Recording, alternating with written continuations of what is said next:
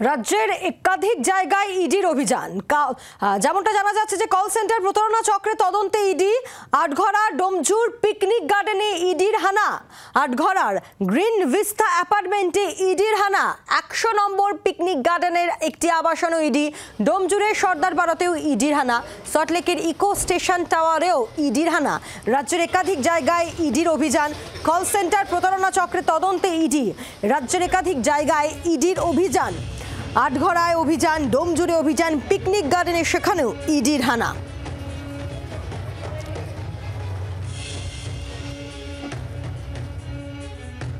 রাজ্যে ফের ইডির হানা। রাজ্যের একাধিক জায়গায় ইডির হানা।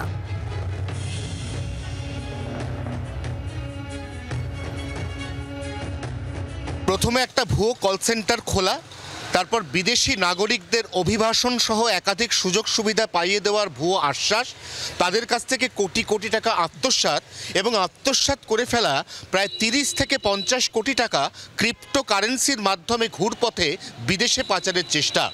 একাধিক অভিযোগে কলকাতায় অন্তত 10টি ঠিকানায় বড়সড় অভিযানে এনফোর্সমেন্ট ডাইরেক্টরেট।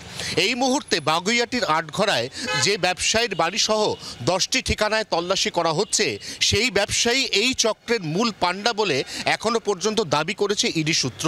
তবে তছরূপ হওয়া টাকার সঠিক পরিমাণ কত এ সম্পর্কে নিশ্চিত করে ইডি সূত্র কিছু জানাচ্ছে না।